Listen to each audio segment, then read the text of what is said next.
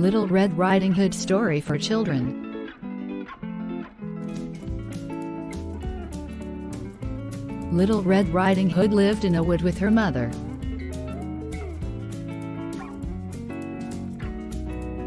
One day Little Red Riding Hood went to visit her granny. She had a nice cake in her basket.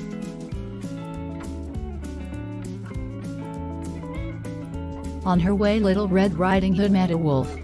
"Hello," said the wolf. "Where are you going?" "I'm going to see my grandmother. She lives in a house behind those trees."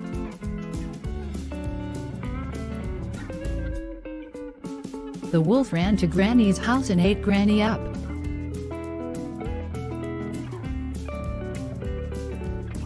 He got into Granny's bed. A little later, Little Red Riding Hood reached the house.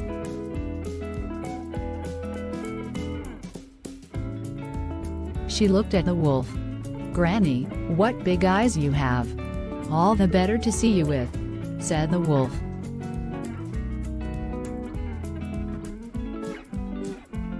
"Granny, what big ears you have. All the better to hear you with," said the wolf. "Granny, what a big nose you have. All the better to smell you with," said the wolf. "Granny, what big teeth you have. All the better to eat you with," shouted the wolf. A woodcutter was in the wood. He heard a loud scream and ran to the house. The woodcutter hit the wolf over the head. The wolf opened his mouth wide and shouted, and Granny jumped out.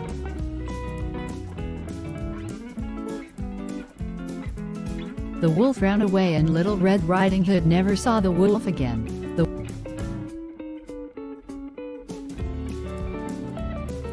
The moral of the story Little Red Riding Hood is that we should never trust strangers.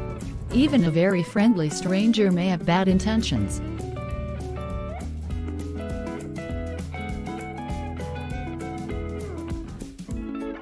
The Three Little Pigs. Once upon a time, 3 little pigs left their mother and their home in order to seek their own fortunes and to build their own houses. The 3 little pigs gathered materials for their houses. The first little pig chose to build his house from straw, the second little pig chose to build his house from sticks, and the third little pig chose to build his house from bricks. Suddenly, the big bad wolf came upon the first little pig's house. He knocked on the door.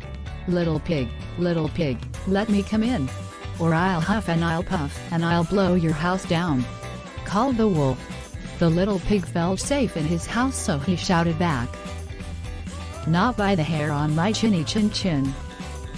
So the wolf huffed and he puffed and he blew the house down. The little pig escaped and ran to his brother's house of sticks. The wolf followed, excited that he might get to eat 2 little pigs. Little pigs, let me come in," he called, "or I'll huff and I'll puff and I'll blow your house down.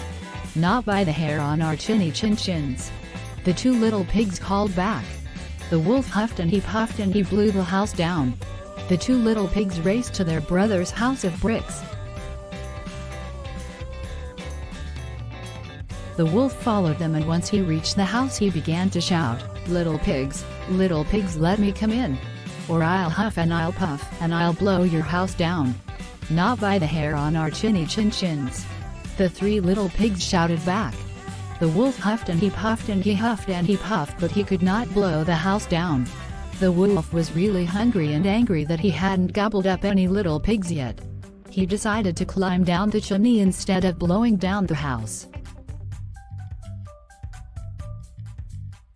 The 3 little pigs saw that the wolf was climbing up onto the roof. They figured out that he would come down the chimney, so they lit a roaring fire and put a pot of water on top of it. Splash!